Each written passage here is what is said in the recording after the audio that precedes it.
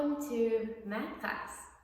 Okay, today's lesson 146, so let's start off by looking at our chalkboard paper, okay? So get your chalkboard paper that says 146 on it. So if you have your chalkboard paper, let's look at the very first part. Very first part, top of your chalkboard paper, is a list of numbers, okay? So it gives you several numbers. Circle the number in the tens place, okay? So you look at each one of those numbers, circle the number in the tens place. And for the bottom part of your chalkboard paper, you're putting arrows or the equal sign. Remember, you always open the birdie's beak up toward the biggest number, okay? The birdie wants the biggest worm. So let's look at the first one, 352 or 253. 352 or 253. Let's look at these numbers. 3 and 2. Which one's the biggest? Okay? 352 or 253? This one's the biggest, right? Because it starts with 300. So we're going to make the birdie get the biggest worm. This is like the biggest worm because it is the biggest number. So you draw an arrow with that birdie getting his biggest worm, okay? Or if the numbers are exactly the same, put the equal sign to show that they are exactly the same. Do that part carefully. Let's look at our lesson. So the first two parts of our lesson are story problems. Okay, I'm going to read these story problems to you.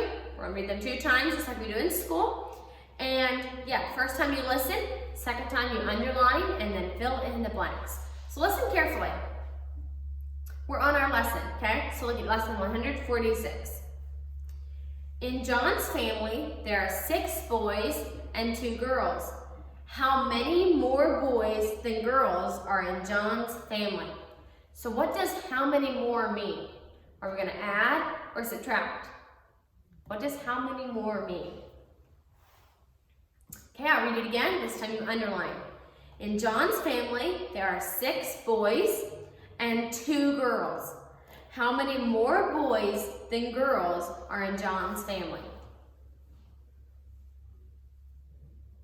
You may fill in those boxes.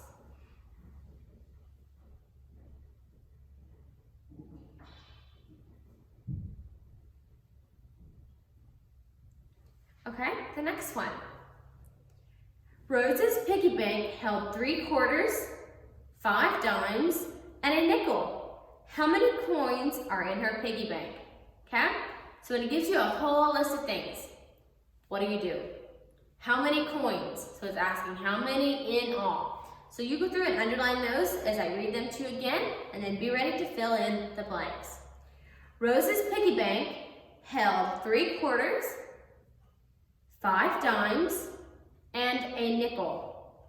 How many coins are in her piggy bank? Okay, so you go through there and underline those numbers and fill in the blanks. 3 quarters, 5 dimes, and a nickel. How many coins are in her piggy bank?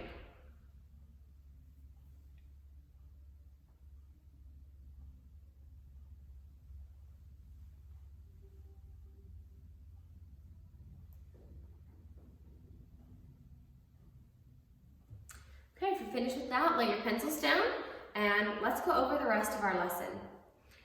The next part, write the digit for the hundreds, tens, and ones place, okay? So you do them in this order. Write the number in the ones place first, then the number in the tens place, and the number in the hundreds place lastly, okay?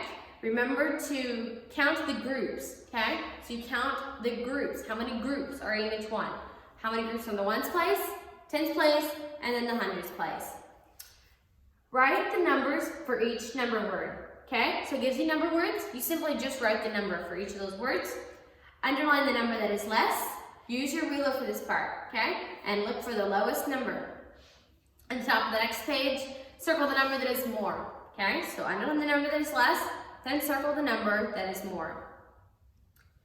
Then you have a bunch of horizontal addition and subtraction, the long addition and subtraction facts.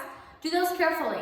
Make sure to write the little numbers. So like on the first one, 8 minus 7 plus 6.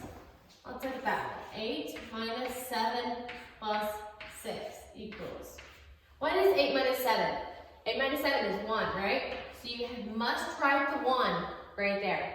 You must have the 1 in there. And then 1 plus 6 is what? 1 plus 6 is 7, right? So that's how you do this. You must put your little answer right there from this fact. Okay, so do this fact, write the answer there, and then finish it.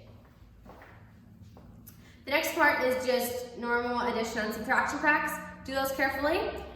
Be sure to keep practicing your 11s and 12s, okay? You really need to practice your 11s and 12s. Soon we're going to add the 13s, but you must know the 11s and 12s before we move on, okay? So keep practicing those 11s and 12s.